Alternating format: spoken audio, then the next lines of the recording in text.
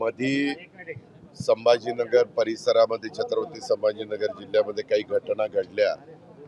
सांत्वनपर माझी त्या दोन घरी बोराडे आणि सचिन मुळे यांच्या घरी मी जाणार आहे. त्याच्यानंतर एक आमचं घरातलं जवळचं लग्न आहे ते उरकणार आहे. आमचं अधिवेशन शेवटच्या टप्प्यात आलेलं आहे. आज उद्या परवा 3 दिवस अधिवेशन चालेल.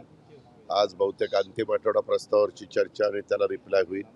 आणि राहिलेले 2 दिवस आपल्या देशाला जे घटनेचे शिल्पकार डॉक्टर बाबासाहेब आंबेडकरांनी अतिशय अप्रतिम अत्युच्च अशा प्रकारचं दर्जाचं संविधान दिलेलं आहे, त्याला 75 वर्ष पूर्ण झालेली आहेत. आणि त्याच्यामुळे 2 दिवस आम्ही खास या संविधानावर चर्चा सभागृहामध्ये ठेवलेली आहे. मग बुधवारी आमचं सभागृह त्या ठिकाणी हे अधिवेशन संपेल. पुढचं अधिवेशन साधारण कधी घ्यायचं आहे त्याच्याबद्दलचा निर्णय शेवटच्या दिवशी होतो आणि मग अध्यक्ष महोदय जाहीर करतात की पुढचं अधिवेशन जुलैमध्ये येईल का जूनमध्ये येईल एंडला किंवा जुलै सुरुवातीला. ते तो अधिकार अध्यक्षाचा असतो, तो त्या बुधवारी सगळ्या महाराष्ट्राला कळेल. आणि एकंदरीत कामकाज चाललेलं आहे. अर्थसंकल्प सादर केलेला आहे, त्याच्यावरची चर्चा चाललेली आहे वेगवेगळ्या पद्धतीनं. मी यावेळेस अतिशय आर्थिक शिस्त कशी आणता येईल राज्याला अशा प्रकारचा अर्थसंकल्प, सर्वसमावेशक अशा प्रकारचा अर्थसंकल्प राज्याला सादर करण्याचा प्रयत्न केला आहे. काहींनी त्याचं कौतुक केलं, काहींनी ते टीकात्मक घेतलं. अर्थात तो ज्याचा त्याचा अधिकार आहे. मला एवढंच माहिती आहे की राज्याची आर्थिक घडी ही देवेंद्र फडणवीस मुख्यमंत्री आणि एकनाथराव शिंदे आणि मी उपमुख्यमंत्री आमच्या सगळ्यांच्या उपस्थितीमध्ये चांगल्या प्रकारे पुढं चालली पाहिजे. महाराष्ट्राला देशाच्या पातळीवर एक वेगळं महाराष्ट्राचं नाव आहे, नाव लौकिक आहे.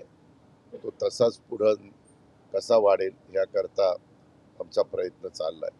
दुसरी एक गोष्ट, मी काल काही ठिकाणी बोललो. देशाचे पंतप्रधान नरेंद्र मोदी साहेब, अमितभाई शहा, पियुष गोयल आणि कृषी मंत्री शिवराज सिंग चौहान आपल्या महाराष्ट्रामध्ये मोठ्या प्रमाणावर कांदा उत्पादक शेतकरी आहे आणि निर्यात करण्याच्या करता जो टॅक्स लावलेला होता त्याच्यातलं 20% टॅक्स कमी करण्याचा निर्णय हा घेतला गेला केंद्रीय पातळीवर आणि त्याचं स्वागत आम्ही सगळ्यांनी केलेलं आहे. शेतकऱ्यांना एक मदत करणारा हा निर्णय आहे. त्याच्यामुळं भाव कांद्याचे निश्चितपणे शेतकऱ्यांना बऱ्यापैकी त्या ठिकाणी वाढ होईल. आम्हाला नेहमी विचार करावा लागतो, पहिला शेतकऱ्याचा पण उत्पादक म्हणून आणि दुसरा ग्राहकाचा पण, का तर तो खरीददार आहे म्हणून. त्याच्यात समन्वय साधावा लागतो. कारण शेतकऱ्यांनी जेवढा खर्च केलेला असतो तेवढा खर्च तर त्याला निघाला पाहिजे आणि त्याला त्याचं कुटुंब चालवायला देखील त्याच्यावर काही प्रॉफिट पण झाला पाहिजे. आणि जो खाणारा वर्ग आहे, कांदा खाणारा, त्या ग्राहकाला पण आवाचा सवा दरामध्ये हा कांद्याचा दर वाढता कामा नये अशा पद्धतीनं आम्ही जातो. कधी कधी दर इतके वाढतात की तो खाणारा नाराज होऊन जातो आणि कधी दर एवढे कमी होतात की तो उत्पादक शेतकरी अतिशय काकुळतीला येतो, मेटाकुटीला येतो, नावमेद होतो, खचून जातो. पण कालच्या या निर्णयामुळं निश्चितपणे दोघांनाही मदत होईल, विशेषतः शेतकरी वर्गाला मदत होईल. काय मला हे कळत नाही हो. छत्रपती शिवाजी महाराज आपल्याला सोडून 1680 ला गेले. 1630 त्यांचा जन्म, 1680 ला ते गेले. आता हा सगळा काळ 80 ला गेल्यानंतर आता आपण 2025 मध्ये का असे जुने मुद्दे कुठले तरी काढले जात आहेत. आता ही समाधी काय आज आहे का? त्याच्यावर संयुक्त महाराष्ट्राचा मंगल कार्य चव्हाण साहेबांनी आणला. चव्हाण साहेबांच्या पासून आत्ताच्या देवेंद्रजींच्या पर्यंत एवढ्या वेगवेगळ्या मान्यवरांनी मुख्यमंत्रीपद भूषवलं. अनेक पंतप्रधान आपल्या रायगडला येऊन गेले, अनेक राष्ट्रपती रायगडला येऊन गेले, अनेक वेगवेगळे राजकीय नेते येऊन गेले. आता मधीच कुठले ना कुठले मुद्दे काढले जातात. त्या मुद्दा मांडण्याचा अधिकार प्रत्येकाला आहे. पण माझं स्वतःचं मत असं आहे की ज्याच्यातून नवीन प्रश्न निर्माण होतील. आज आपल्या सगळ्यांच्या समोर जगाच्या, देशाच्या, राज्याच्या समोर एआयचा प्रश्न आहे, कृत्रिम बुद्धिमत्ता. बजेटमध्ये देखील मी त्याच्या संदर्भात आर्टिफिशियल इंटेलिजन्सच्या बद्दल बोललेलो आहे. आपण बजेटमध्ये तरतूद केलेली आहे. ॲग्रिकल्चर कृषी क्षेत्रामध्ये देखील त्या रस्त्याने गेल्याशिवाय गत्यंतर नाही.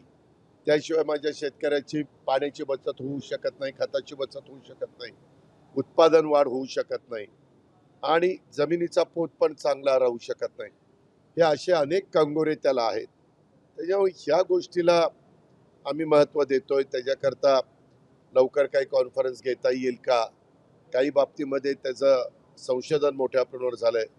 मोठ्या मोठ्या कंपन्या त्याच्यामध्ये उतरलेल्या आहेत आणि त्या रस्त्यांनी कसं आमचा कापूस, सोयाबीन, ऊस, केळी, वेगवेगळ्या फळबागा, धान अशी वेगवेगळी पिकं घेणारा, इव्हन कांदा असा पिकं घेणारा आपला महाराष्ट्रातला शेतकरी आहे, त्याला कशी मदत होईल.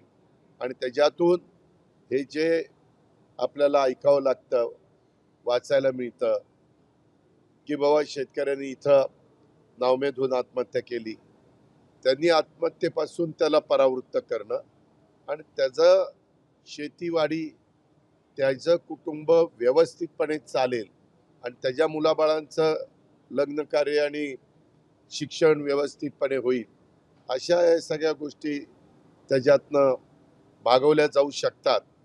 आणि त्यामुळं जगाने पण हे तंत्रज्ञान एक्सेप्ट केलेलं आहे. हे फक्त मी उदाहरणाकरता शेतीचं सांगितलं, पण ते सगळ्या क्षेत्रात आहे. काल पण एक चर्चा आमच्या इथं आंबेगाव मंचरला झाली. सगळे पत्रकार मित्र होते तिथं. पत्रकारांनी पण, वेगवेगळ्या संपादकांनी पण तिथं सूतोवाच केला की ह्याच्यामध्ये पण एआयचा वापर त्या ठिकाणी केला गेला पाहिजे. असं कुठलं क्षेत्र आता मला नाही वाटत राहील की ज्याच्यात आता एआयचा वापर नाहीये. काळानुरूप आपल्याला बदलायचं असतं आणि तसे निर्णय घ्यायचे असतात. तसं सर्वांना पुढे घेऊन जायचं असतं. पण आपण मधून मधून बघतो कोणी काहीतरी नवीन एखादा वक्तव्य करतं आणि मग तेवढ्या पुरतंच चर्चा सुरू होती. वास्तविक ती या चर्चेच्या पेक्षा आज तरुण तरुणींना रोजगार देणं, उद्योगधंदे मोठ्या प्रमाणावर त्या ठिकाणी येणं. आम्ही आता टाटा ट्रस्ट यांच्याबरोबर टायअप केलेलं आहे. आपण इनोव्हेशन सेंटर काढतोय. 165 कोटी रुपये साधारण टाटा घालतं. 30-35 कोटी रुपये त्या जिल्ह्याला टाकावे लागतात. तर आम्ही पहिलं गडचिरोलीला सुरू केलंय, चंद्रपूरला सुरू केलंय, परवा मी रत्नागिरीला भूमिपूजन केलंय, आपण आता शिर्डीला करतोय आणि आपल्या मराठवाड्यामध्ये छत्रपती संभाजीनगर, बीड आणि नांदेड, काल मी नांदेडला होतो, तिथंही करायचा आमचा मानस आहे. मी आता शिरसाटांशी पण बोलणार आहे, अधिकाऱ्यांना पण सांगणार आहे. साधारण कमीत कमी 1 ते 2 एकर जागा लागते आणि मी सांगितलं साधारण 195 कोटी रुपयाची त्याच्यात गुंतवणूक केली आणि ते इन्फ्रास्ट्रक्चर तयार करून दिलं, मशीन्स वगैरे. तर आता आर्ट्स, सायन्स, कॉमर्स सारखं शिक्षण घेऊन आमच्या मुलामुलींना नोकऱ्या पाहिजे तेवढ्या उपलब्ध होत नाही. म्हणून कौशल्य विकास हा जो कार्यक्रम आम्ही हातामध्ये घेतलेला आहे आणि त्याच्यामध्ये जे कुठल्या कोर्सेसचं ट्रेनिंग देण्याची गरज आहे ते टाटाच्या बरोबर टायअप करून आम्ही आपल्या ह्या छत्रपती संभाजीनगरमधल्या पण मुलामुलींना देण्याचा आमचा मानस आहे. कारण इथं पण इंडस्ट्री मोठ्या प्रमाणावर वाढते. बाकीचं जे काही मूलभूत गरजा आहेत म्हणजे इन्फ्रास्ट्रक्चरचे जे प्रोजेक्ट आहेत त्याला आम्ही प्राधान्य देतोय. त्याच्यामध्ये मग रस्ते आणि बाकीच्या सगळ्या सुविधा हेही काम आमचं चाललं. दादा, कुणाल कामरा यांनी स्टँडअप त्यामुळे एकनाथ शिंदेवर टीका केली, त्यानंतर पूर्ण तोडफोड एकनाथ शिंदेवर. त्याच्याबद्दल तुम्ही बघितलेलं आहे.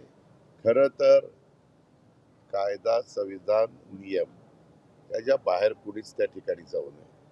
तुम्हाला प्रत्येकाला, तुम्हाला, मला, सगळ्या आजूबाजूच्या जनतेला जेवढा अधिकार दिलेला आहे संविधानाने, त्या अधिकाराचा वापर करून वैचारिक वेगवेगळ्या प्रकारच्या वक्तव्य प्रत्येकाचे असू शकतात, विचारधारा वेगवेगळी असू शकते, मतमतांतर असू शकतं, पण ते मांडताना आणि चर्चा त्याची होताना त्याच्यातनं नवीन प्रश्न निर्माण होऊन आमच्या पोलीस खात्याला पण वेगळं काही काम कायदा सुव्यवस्था राखण्याचं निर्माण होणार नाही याची पण काळजी खबरदारी ही प्रत्येक जबाबदार नागरिकांनी घेतली पाहिजे असं माझं